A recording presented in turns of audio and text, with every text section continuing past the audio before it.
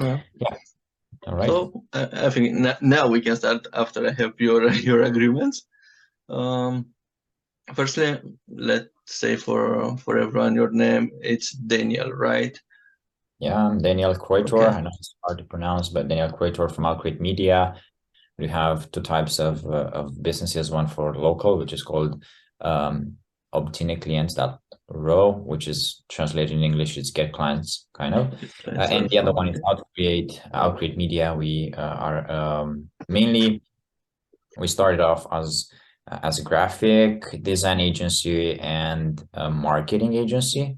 And then we switched off a bit to web design. And now what we do, and it's quite valuable for our clients, is CRO, which is conversion rate optimization, right? We take websites or apps and we optimize them to get the most out of their user or clients, like increase their MRR or their average order value and so on and so forth, right? So this is briefly what we're doing. Now we have multiple kind of facets of our business, and we do multiple things with different people from our team.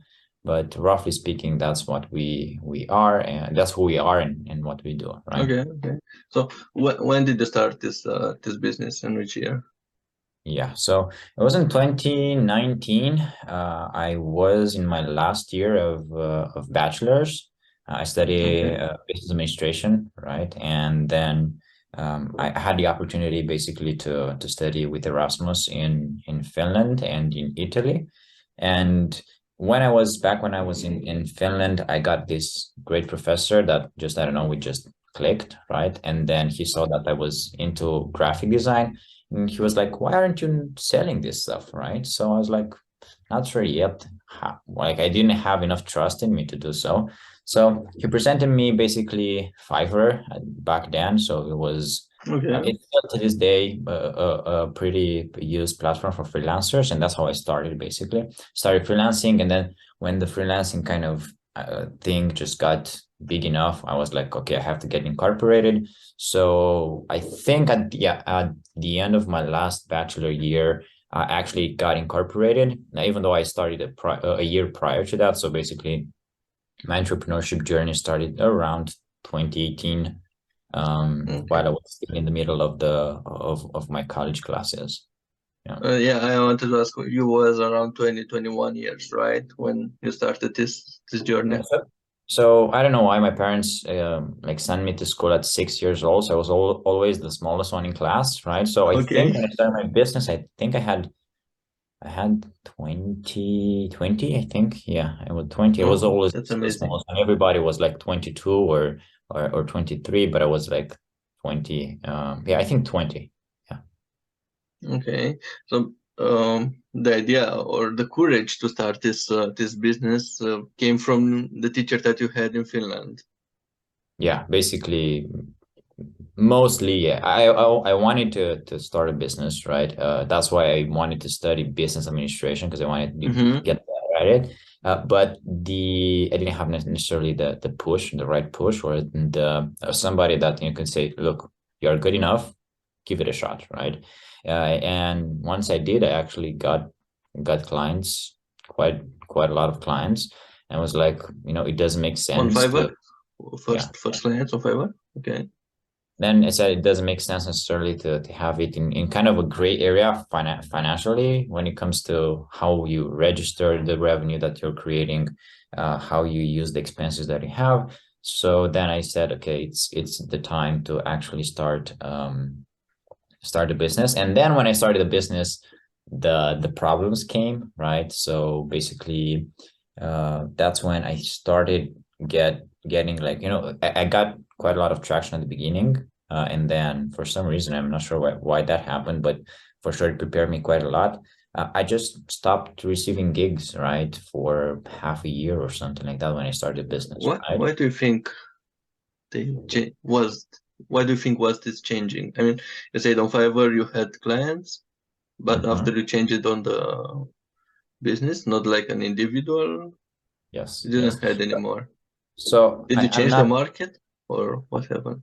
Yes, yes. So there are two things that I think created that, I didn't want to kind of be the Fiverr guy, right? The Fiverr freelancer. So I wanted to say, look, when you're going to work with us, you are going to work with somebody that is professional, right? It's not necessarily a low standard person that you can work with. Even though I was young, I'm still young, right? But I wanted to offer more than just, somebody that you can get with cheaper prices, right? So when I shifted that, the entire market kind of didn't expect that, right? So customers from Fiverr were like, no, we want something that is cheap and fast, right?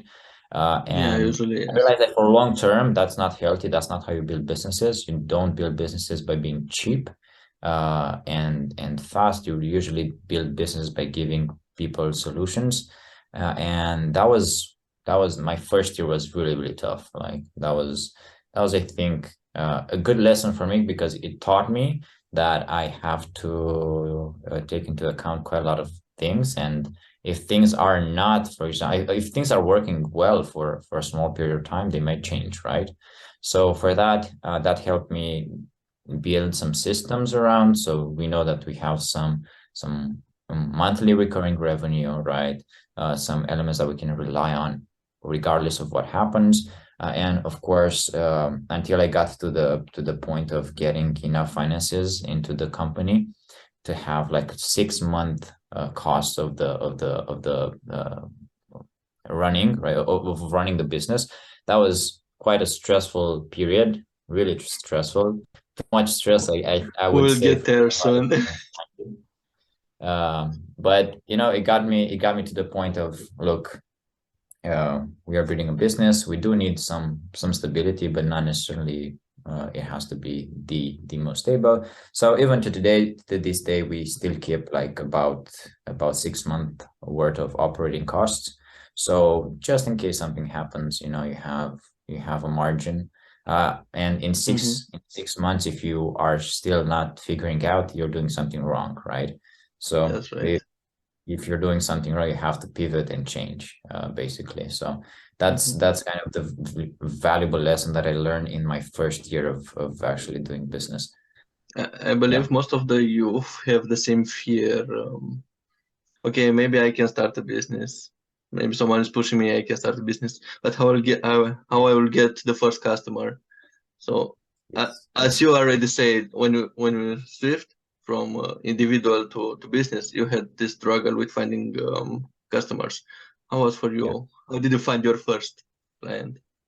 Yeah. So this is interesting because when you go to Fiverr, for example, because this is different markets, right? So when somebody goes to Fiverr, like I'm gonna pay you $20, right, and do something fast for me. I don't care how old you are as long as you are doing this for me, right? When I switch it off Mm-hmm. to business, it was like I cannot trust a guy that is 20 years old to give them money to operate my business, right? And we're starting to like I take marketing clients and basically spend the money for them, right? And the sums might have been like quite big for the companies, even though the companies that I worked then don't even compare with the companies that we work now. But for us, it was like, if somebody spent like I don't know, 3,000 or 5,000 euros a month was like big, right? And they were like, Yeah, it was scared to spend that amount of money with somebody that is 20 years old, right? We didn't it's have a just at the portfolio. beginning.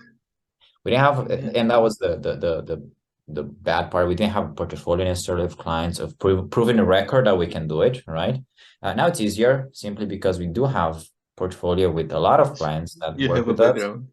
And we do have like stories and testimonials So and your case first studies. client, how did he trust in you if you didn't have nothing? And even the age that advantageous when Yeah. you go to So the meetings. usually what I did in the beginning, I was like, look, I'm not necessarily the most experienced guy, right? I'm not necessarily the best guy you can hire necessarily right now because we don't have the experience that other people have, but we do have something. We do have the energy and the possibility to make it happen, and we can work for as much as possible to make it work, right?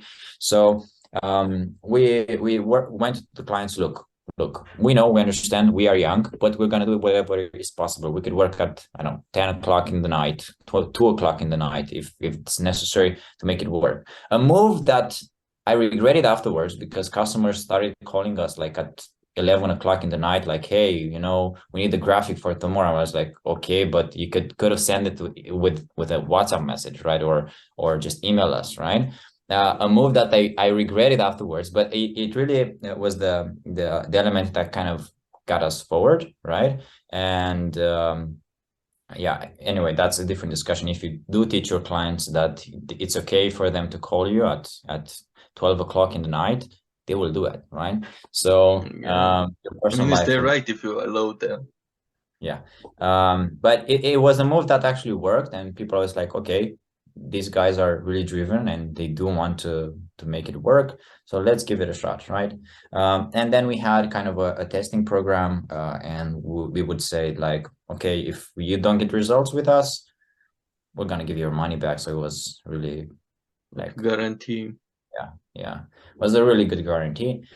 It did happen. Customers didn't ask us for the money back, but yeah, that was the kind of the way we did it in the beginning. I would not do that again, to be honest. But Yeah, because it was like a big risk, like to work 1 month for free, and I mean, you need to eat and to pay employee if you had.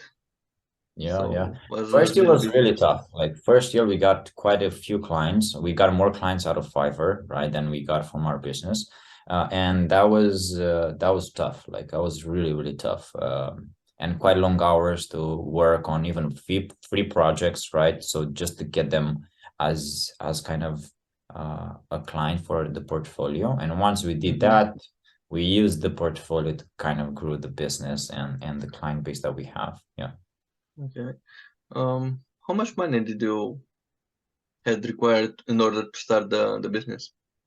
Yeah, not a lot, not a lot. Usually what I do recommend for people that are young and don't have the money, the best thing you could do is do services, right? Because services do not necessarily require upfront costs. They do instead require your time, right? Your time and your Yeah. expertise. So I think I needed a laptop. That's what I needed. It's like $2,000, a good laptop, and that's how I did it. And then of course the software that you get to do the work, like you know, Photoshop or I don't know, plugins that you buy to make your work easier. In the meantime, we have invested quite a lot of money in these systems, like tens of thousands of euros. But Wow. right now it's like, you know, it's a bit different. But at the beginning, that's what I would also recommend. If you do have a service that is good, you don't necessarily need a lot of money to start it. At least when it comes to services, right? When it comes to production, that's a completely different game. It's a completely different business model that usually requires quite a lot of upfront costs. But yeah. So I think I got a laptop and that was it. Like that was all that I At the did. beginning was only you when you started the business, right? Yes. And now Uh, how many people you are in the team? yeah. So we currently work with kind of we are kind of in a conglomerate of three businesses that we are like working with. Okay. Accumulating all three, I think we're about seven. On my personal one, there are three people hired, and then we have a business collaborator now that also has around four. Then the other business has one person as well. So it's actually eight. Yeah, it's actually eight people that we have. And depending on the project and the size of it, we might involve more or less people, basically. But yeah, so my personal business, like personal one, it has three employees. Then there's a business partner that we have something, and then there's four there. And we currently also are working on another business that is a bit bigger, but we're probably gonna get to that a bit later. But yeah. Okay. Okay. And I assume that the money for starting the investment you got them from the revenue from Fiverr, right? Yeah. So most of the money that I got, of course, I had a laptop, and that I just bought to Okay. do, Okay. you know, student stuff. Started with that, and then reinvested the money that I got into Fiverr into a better one. Then from there on, it scaled, and we got to switch it off and replace everything in time that is more professional. Yeah. So that's basically it. Well, let's say it about the cost. You said it's in services, it's not only the direct cost, but it's your personal cost, like timing, learning, Right. teaching. How much Yeah. time did you invest from your time in order to learn all of these stuffs before starting, if you remember? Yeah, so teaching or studying was a big part of my life. Just I liked to do that. And usually not necessarily student-wise, like in getting good grades, not that. But I like to learn new stuff, right? New things. I did invest quite a lot of, not necessarily a lot of money, but for me back then it was a lot of money. A few money in a few performance courses, like performance Facebook marketing and Google Ads, for example, something in web design. And basically for me, my workday was like 12 hours of work, usually mostly. And then even when I was eating, I'm still doing it today. So usually, when people go and eat, they just, they watch a movie or something. I usually watch a course, because you can learn something out of it, right? So I would say like still doing it today. Let's say now I'm doing it less just simply because my business has changed and I have to do a lot of more stuff. But at least an hour and a half a day of teaching, and usually in the weekends it's a bit more of actually studying. Sorry, not teaching, studying. And back then it was like 4 or 5 hours a day. I was just consuming content as much as possible to Beside the learn. university and everything you had. Yeah, besides it, because I did business administration, which is basically a general way of presenting business, and it doesn't necessarily teach you anything about startups. It teaches you on how to be a good employee or manage big companies that are already established. Necessarily when it In comes to, corporate level.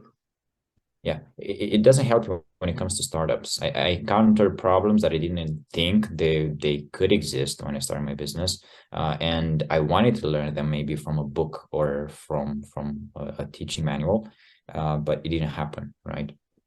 But anyways, that's kind of the nature of entrepreneurship. Things change like from month to month, and just have to adapt and Yeah. learn. That's how you have to do it.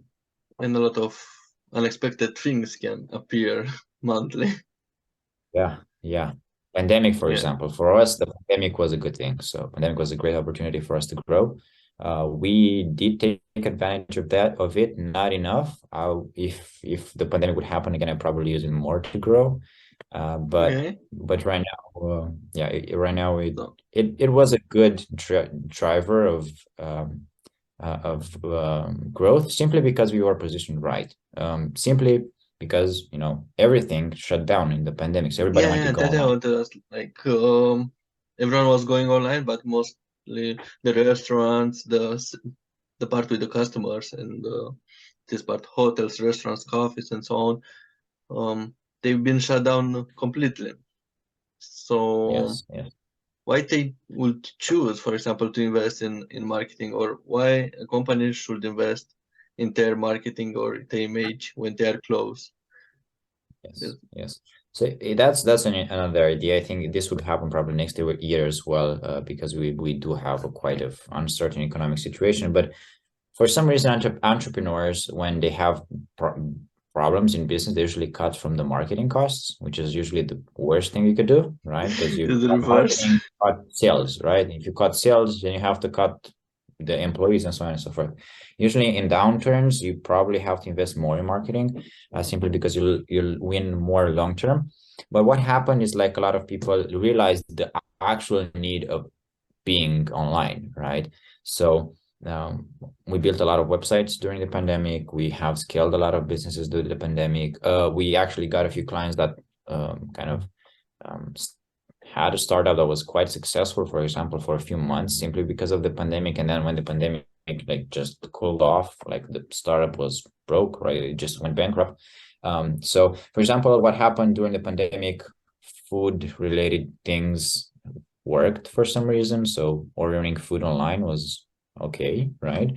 And we had clients like that had like bad websites, simply bad websites that were selling like crazy, like People couldn't order 50,000, online.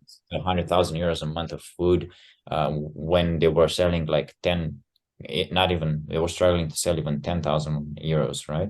Once the pandemic like cooled off, like everything should like the market didn't want to buy food online for some reason. So this is, we're not talking here about food delivery, right? We're talking about grocery shopping, right, online. Yeah, First, that's shopping still in not, general. yeah, that's not still not working as we expected it to, for example. But yeah, so a lot of businesses grew, a lot of them failed, but it's the part of adaptability that actually at the end of the day is actually worth a lot in business. Yeah. So for us, the pandemic was a good thing, to be honest. We didn't take leverage of it as much as we should have, to be honest. But yeah, we use it to grow. We used it. Did We you have this. change it something in your behavior as company Not during the pandemic necessarily. or after? We did adapt a bit to the business. We standardized because we were growing while doing this, right?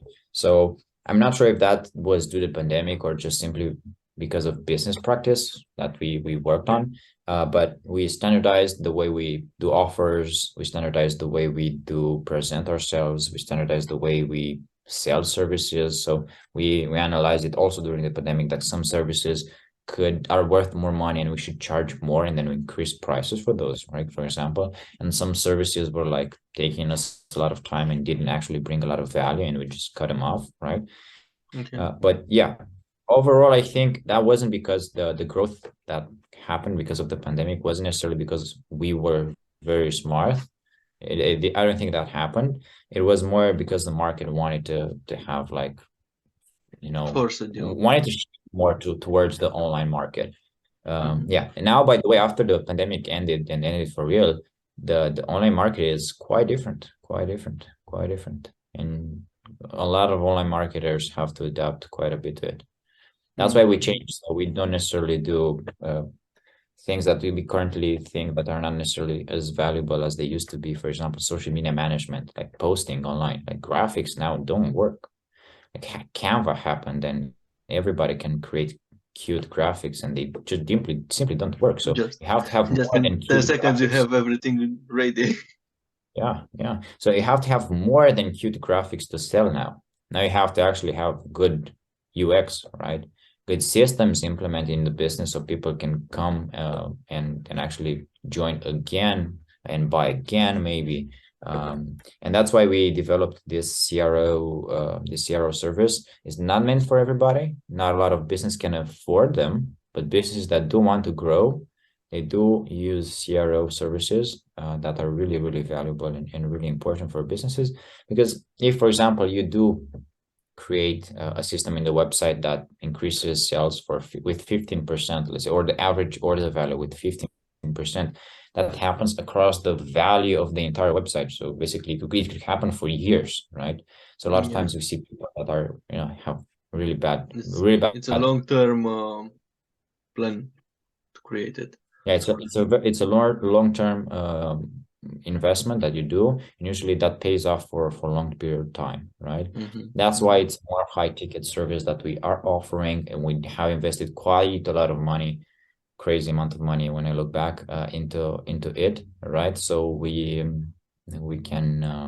can make it work and offer people like value. And now when you do take clients with CRO, we usually do increase their average order value with 15 to 30%. And now it depends from Which, company to company. if you are allowed to say, which type of customers are these? Because usually the small business owner that's at the beginning is like, okay, I want to invest 1,000 euro in advertising and I want to get the money back after you finish the campaign, like one, Yeah, 2,000, 3,000 or more if it's possible. So how did yeah, you manage to find these customers, or what is their type of businesses if they yeah. invest a lot of money in long-term run? So as I said, we shifted a bit the way we approach business. We usually started with small businesses, and we said we want to scale businesses that are starting from the beginning. But what happened, or what we encountered, was like usually businesses that start off, they don't have necessarily the processes necessary to grow, right? And usually entrepreneurs are not educated enough to know exactly, you have to invest this or that, or think in perspective, Yeah. vision on how the company can work. Think about of what's the buying process that a customer has, right? So usually what happened is like the small clients didn't have necessarily money, right? They didn't have business processes that could help them grow, right? They did have quite a lot of expectations, and simply we had to basically help them standardize and build a business, right? And usually this happens, and what this creates is kind of need of a lot of effort, right? So I said, look, it's quite hard to do that with small companies. What we can on our skills can help companies that are established, have a proven concept, they do work in offline, and then we can scale them on with our online tools, right? And we switched the approach quite a bit, and now we are not targeting clients that have like €1,000 a month for marketing budget. We actually want to repel customers that they don't work with us if you only have €1,000 per month in marketing. And right now, due to the competition, with €1,000, even for a lot, if for some people it seems a lot, but it's not. It's like you cannot even do testing, right? Like you cannot test a new campaign to see is it working. You cannot even create a complete funnel so you can test exactly. Look, okay, we have a cold audience, right? What does that convert? How does that the cold audience transform into a warm one, and then into a hot one, and then what's and remarketing, buying right? and everything. Yeah. Remarketing, retargeting, then investing in processes that could actually automate some of the sales, and then create a good user flows for people to come in and buy. For small customers, they don't have the budget to do so. So right now in online, it's quite hard to say like I'm going to start an online e-commerce website and it will work. No. That's not the case. Not today. Not today. Yeah. You do have to have more But than that. if I understood correctly, you don't just help clients with the marketing part, but you help them with the whole process. Like you basically set their business on the ground and you test everything in their company in order to be right. Because after you do the campaign, everything needs to be right. The product, the customer profile, the website, everything should be on their place. Yes. So usually what we do focus on is integration, right? So for example, if you do, for example, sell something online, right?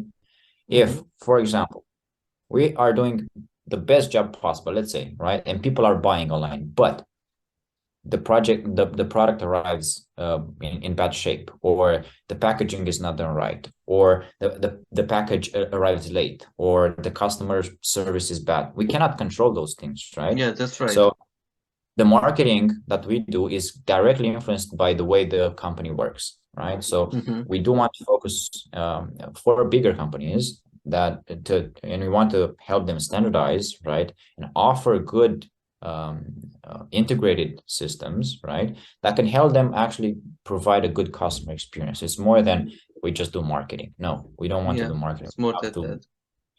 We have to create kind of a structure that could sell. That's it. Marketing is not just an idea that you just promote it and you pay Facebook, or even though Facebook is quite old now, Facebook or TikTok or Instagram or Google to promote it. It's not that. It's not anymore. At least after the pandemic, it's not like that. You do have to have a good genuine. The game has changed. Because I still know entrepreneurs that they say I don't need a marketer. I can do the marketing by myself. And they post on Facebook like organic post, and then they press that button on boost this post randomly to the whole market in the world. Like no targets, no nothing. And they're proud of it. They're like, I have thousands of impact. Oh, amazing. I can do it organically. Not to pay hundreds of euros. Yeah, so the idea is like even organic now. The organic used to be a thing. Now, if you don't have a good branding strategy, the organic doesn't work. So you also have to work with branding, for example. Make sure that you do have good branding. And I know there are businesses, and I actually do know a few entrepreneurs that don't even post on Facebook at all. They don't even have a website, and they sell like crazy, right? Yeah. The nature of the business is different. If you have a B2B business, right, it's not necessary to have a website, like straight on. It's not necessary if it's B2B. If it's B2C, well, yeah, it's more wide. Yeah.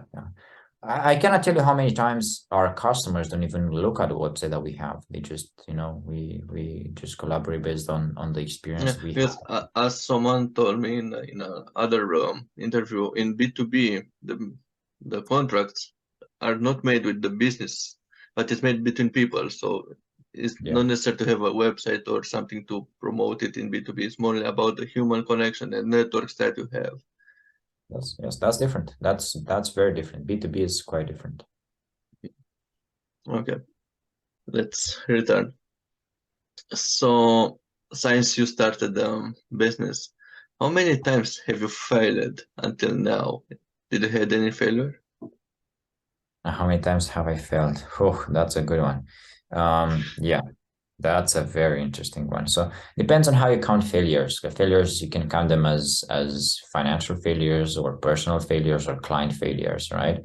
So well, I would say right now, financial failures, we have been a few times in critical condition. So if, for example, I wasn't financially cautious enough, the business could go down. That's going to happen to most businesses. That's the nature of it. Um, but I think that's not necessarily the most important one. We wanted to learn from every failure that we had with customers, right? Customers are revenue drivers. So if you do have failures with customers, we do want to learn from them and make sure they don't happen again, right? So Okay. it happened with even big side, and this is an ongoing process because it's services and people work. It happens that people make mistakes, right? And a mistake could alter or break a contract, and usually contracts could be big, right? So what happens is like we were in a few situations where customers said like, look, you're not ready for us. Like we're gonna find somebody different, and that was tough for us. That was tough for us, but we used it as a fuel to learn and develop our services better, so we can offer better services.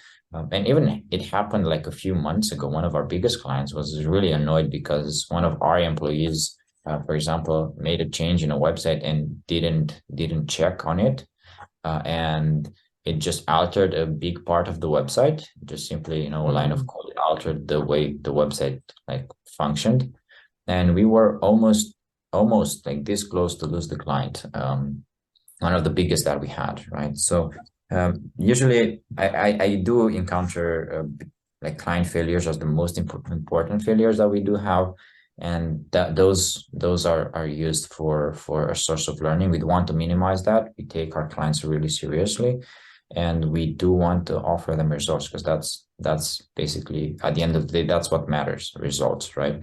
So yeah, we did have a few clients that just left us, but it's a part of a process, and that's how you learn.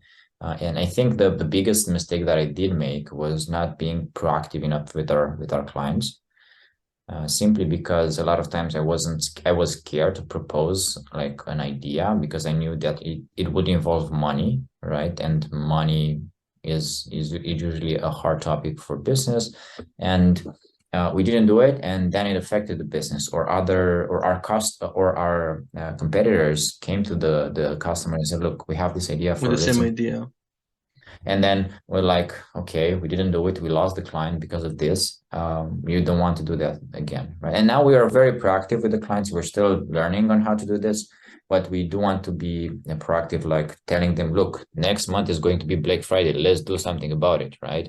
Let's not wait 2 days before Black Friday to prepare a campaign because it will create a problem, right? Or, Well, new year will come, let's see exactly what is the marketing budget for this year, right? So we can establish in advance what we're going to do in 2023, right? I didn't have this approach of business until recently, and that I learned that from the clients that we had and that we lost because of our lack of proactivity.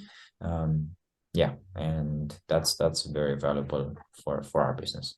so the learning is like the customers doesn't need only a person that prepare the campaigns, but need someone that will be really involved in their business to grow as business and as revenue.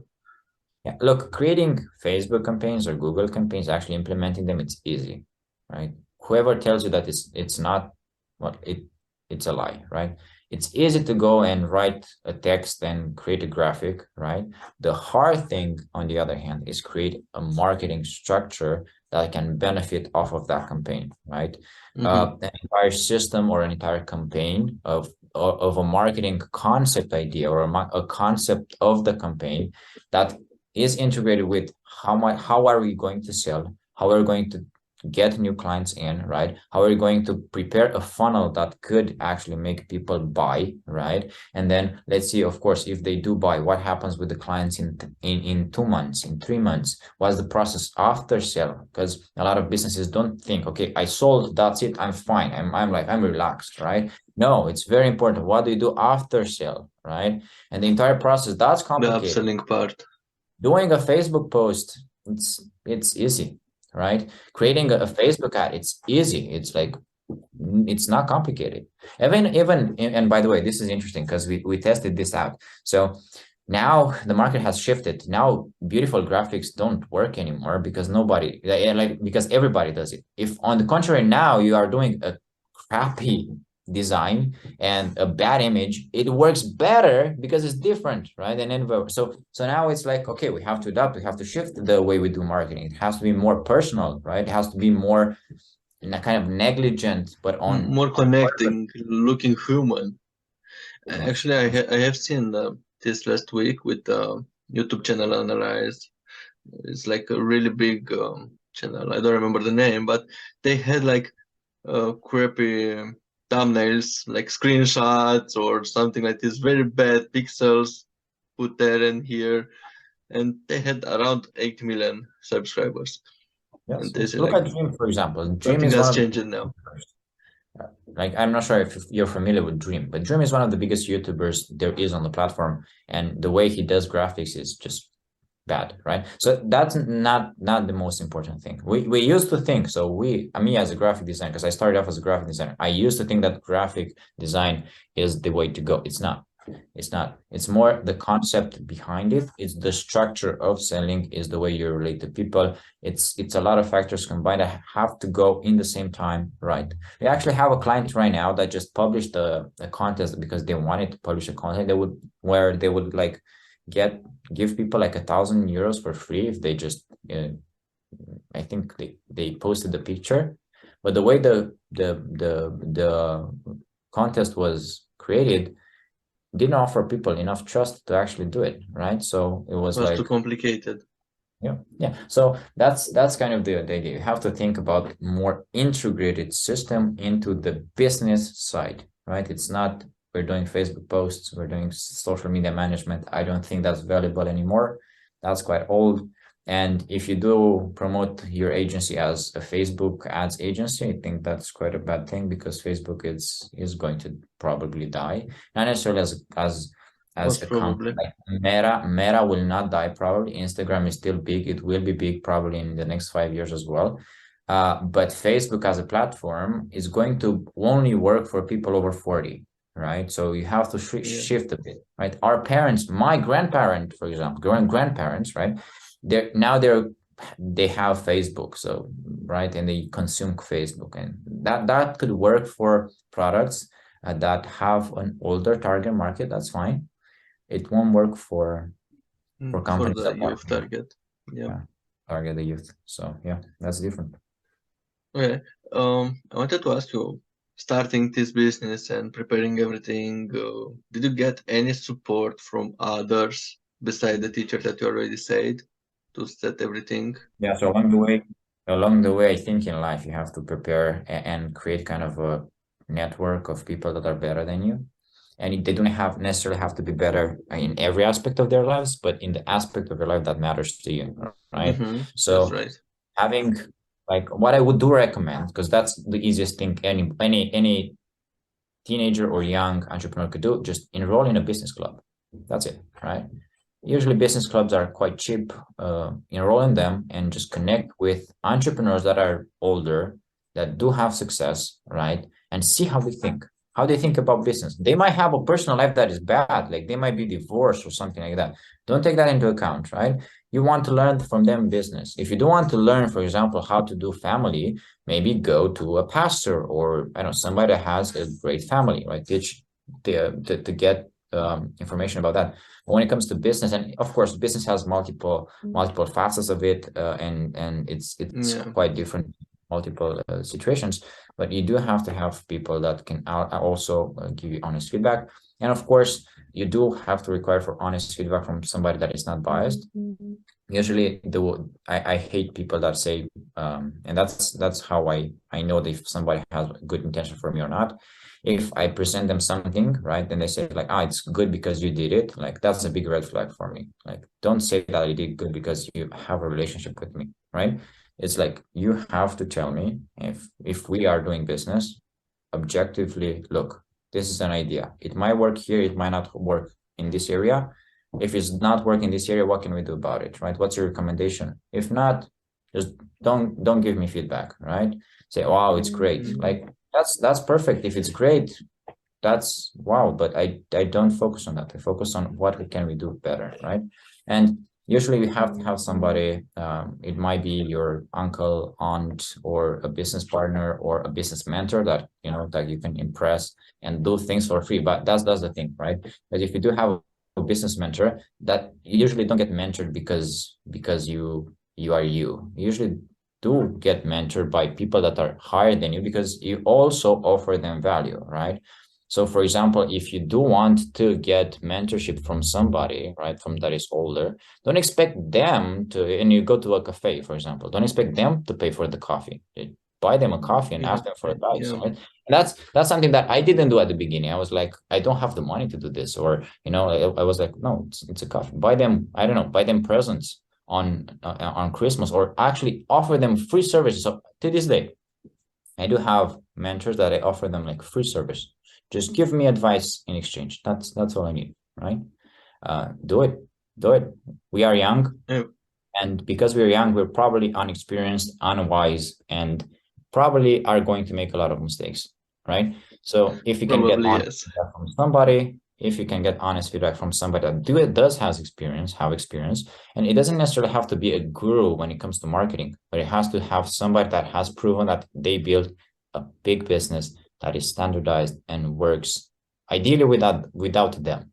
That's my next kind of stage that I want to build, and it probably will require me like 5 more years in this business, but I do want to standardize it so it will not depend on me, right? So that's because I wanted to mention that when you said, okay, it's a good idea because it's made by you. Okay, and if I'm not here, what will happen with the idea?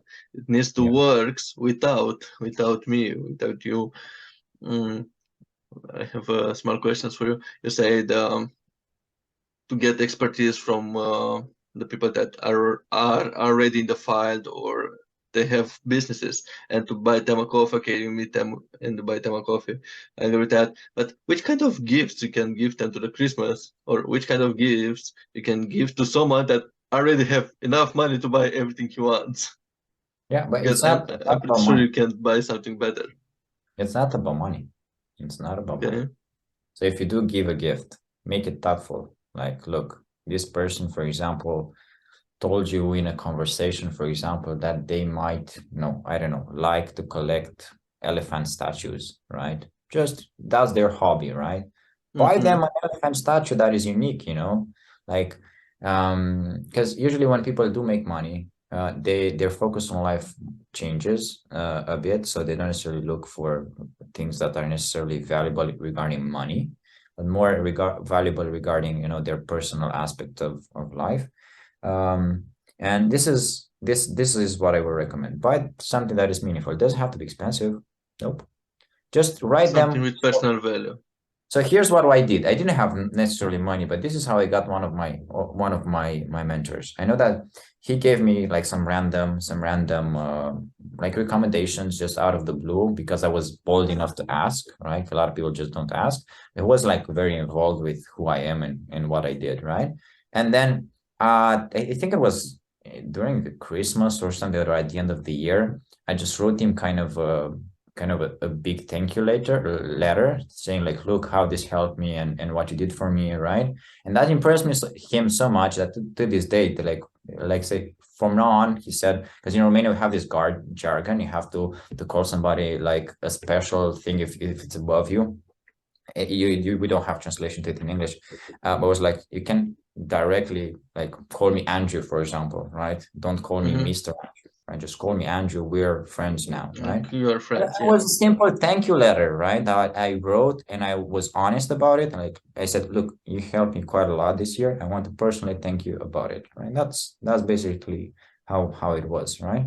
Okay. It does have to be So big. be honest, not like something superficial. I want to buy this big thing. Just be honest, be you, and be real for this contact. And what happens is usually, I saw that quite a lot of times. I tried it at the beginning. So usually, when you get mentor, you have to get mentor from somebody that is above you, right? So they might also be a client for you, right? They might. And usually you go with the idea, I'm going to buy you a coffee so that then I can sell you my services, right? That's not going to happen. So usually you don't have to do business with the person that mentors you. You probably have to understand that they will not give you me any money. Maybe I should give them something, right? And they just give me advice, right? Give me advice. Yeah. That's what basically we need. Yeah, Okay. advice. You say to ask for advice for successful people, but I want to ask what success means for you. Well, it depends on what area of life are we talking. Are we talking about In the business or business part. In the business part. Actually, I think success to me would be when I do have quite a few standardized businesses that I can work on. And at least, let's say, regarding this business that I have now, would be when the business works and grows without me. That's the clearest kind of vision that I do have. Now, it also divides in a few sub facets of it, like how does it work? What do I have to do? How do I employ people? How do I give them enough part of the company so they can motivate them? This is more than that. But I would say my business will be good once I get the systems in place, and that's how I would consider success. And it will not require necessarily my involvement, not necessarily my effort, my involvement in operating it. Yeah. Okay. You already mentioned that you have some systems in your business. So you consider right now your business is successful one or in the way to be? Well, it depends. It depends on what we're doing. I shifted my idea. I don't necessarily want to be financially successful. I don't consider that as successful in my in business, even though it does okay, right? It's self-sufficient. It produces profit, right? But I would consider it when I do have a great team that can do great projects, and then I could use those people in other businesses that I'm going to start with, right? So this is going to be a marketing agency that could help me market my own kind of ideas in the future. That's it. Okay. And then I can focus on whatever idea I do have or whatever passion I might happen to have in the future. Okay. And talking about future, if you're allowed to say, can you share with us some future plans that you have for the business? We Or do the plan to biggest grow, one? we do plan to grow to double our revenue next year, for example. So we'll see what happens. Probably I do want to have it accumulated with all the businesses. And right now I'm in talks to buy a part of another startup that I'm not necessarily allowed to speak about, but Okay. I do want to have around 15 to 20 people in the team. So it does have to grow with about 50% in the entire conglomerate kind of business partnership. My personal kind of business, because I do have to, is right now at 3 people. Maybe we can go to double it by the end of the year. It's fine if I get 5. That's fine. Like if I get 2 more people, that's okay. And what I do want to think about, let me see. Is maybe finding a director. That would be also nice. But I'm not sure if that's going to happen this year or next year. We're going actually next year, and this is exciting for me. It's going to be the first year where we're going to share the profits of the company with the employees. So next year is going to be my first year of doing that. I think that I don't necessarily want to be a money company, even though that's important. It's more to be a solution-based company, because if we do have solutions, money will come. That's okay. That's also right. And most of the people, I think, they will not believe it. Like, how will come the money when you just think about something different? Well, they will arrive. Just trust in your solution that you'll find in the of course, you market. don't have to do Money will come. things for free, because that people misunderstand this, because like if you don't care about necessarily the money is not the priority, that doesn't mean that it has to be your last priority, right? It's just lower on the scale. It's like you do still have to invoice for your work. You still Let's make have to it like think top about three. yeah. Put You still have to that. think about it. It's a very important aspect of the business, a very important, crucial aspect Because of the you business. need to calculate the financial plan. Like you can have the best solution, but if your revenue is lower than your cost, then it's not working. Yeah. And usually that's not necessarily a big problem with companies that are starting off small. Now, for example, in my case, because we have quite a lot of people, it's more costs about regarding that, and of course, standardizing costs for my business as well, operating costs as well.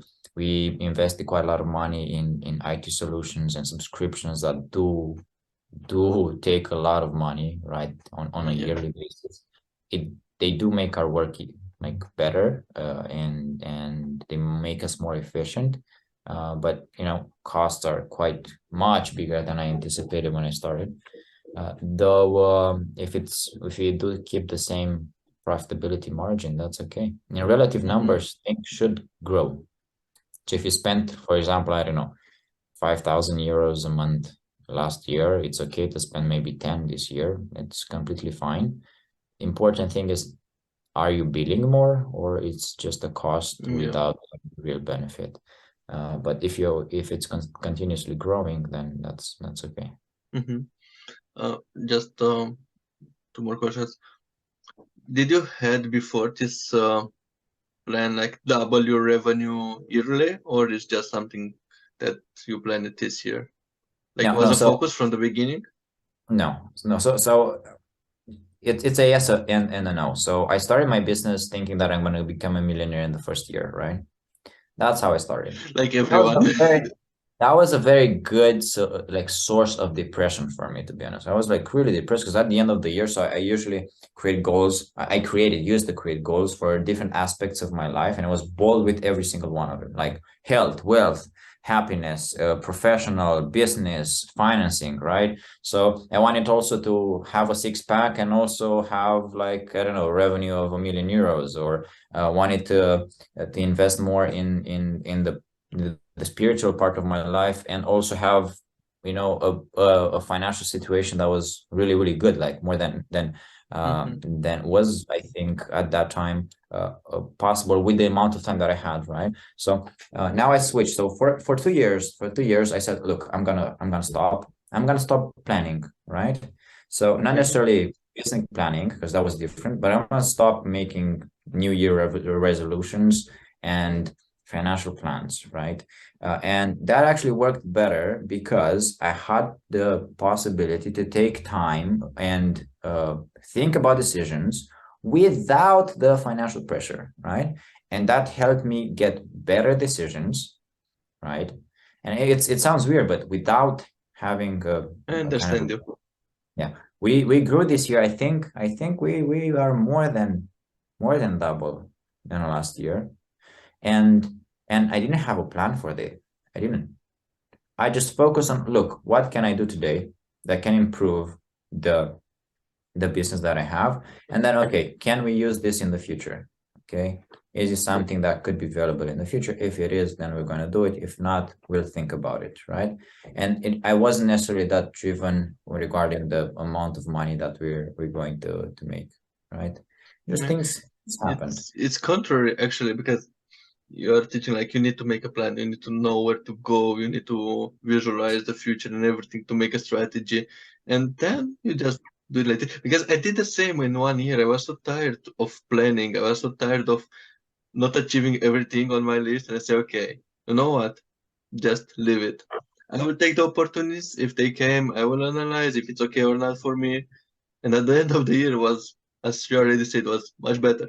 I think on the short term, it's okay to do something like this, like year of opportunities, I call it like this, and to check what's happening.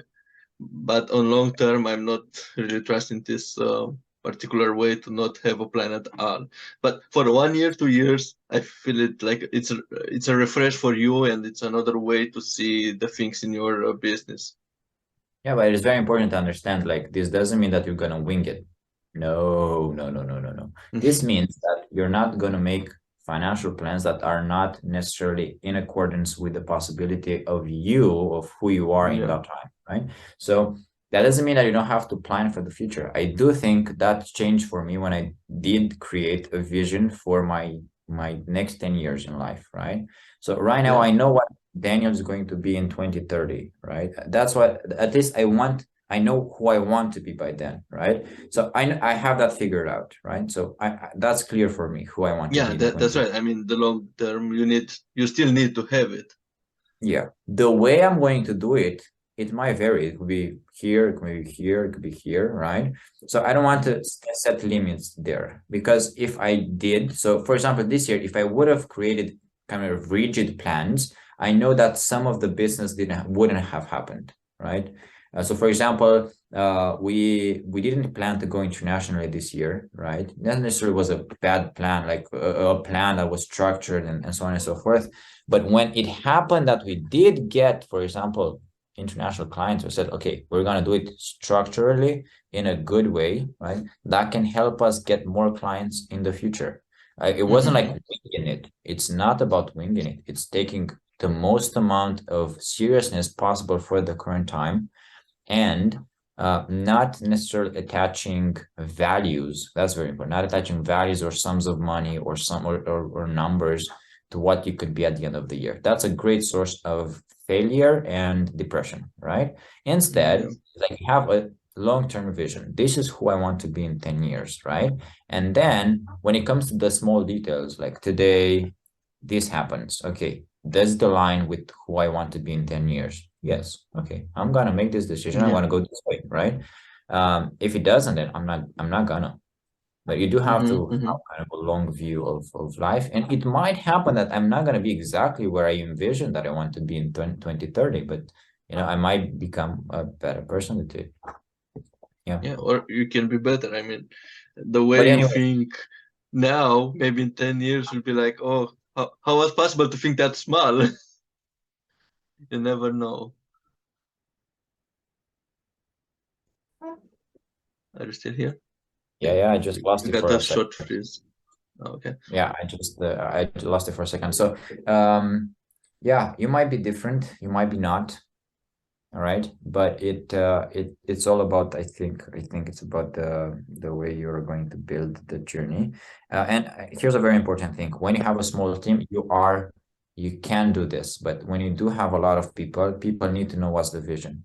Right now, we want to have a vision for 2023, simply because we want our employees, right, and people that work with us understand who we are, right, who we want to be, And what and to do. strive. Yeah, it's easier when you are in just 1-2 people. That's just easy to do. Yeah. Yeah. Yeah. You already gave a lot of advices, good advices for people, but I have one last question that to close this meeting. What is the most important, in your opinion, for a business? If you can choose only one thing. People. At least when it comes to services, the most important thing that you can have good quality people around you. When it comes to production, things might be different. I don't have experience there, so I don't want to give any advice when it comes to production. So people that do production, they should not listen to me. But when it comes to services, the best thing you can invest in is people. If you do have quality people that are loyal, that are seeing the vision or your vision and they believe in it, right? And they're working towards achieving that vision, I think that's the most important thing, because if you do have the right people, then you can have good quality services, then you could have good processes, then you can standardize, because standardizing works only if people accept it, and then you can like grow and become a better company. Without people, I think there's not necessarily that thing, and usually they don't necessarily have to be employees. If there are a couple of friends that they genuinely want the best out of you, they could give you honest feedback. They can help you grow. They would buy maybe from you, right? That's very important. Like if you have a friend and they expect you to give them things for free, they're not your friends. They just want free stuff from you, right? So they should be people that are generally interested and they do want to help. Like they would pay more even for your service because it's you, it's your friend, right? That's a different perspective on life. That's what's really valuable, not necessarily the people that are there for interests, right? So yeah, people will be the most important thing for services businesses, right? Businesses that at least sell services. When it comes to production, I don't have the experience. I don't want to give my take on that. Okay, thank you very much. Yes. And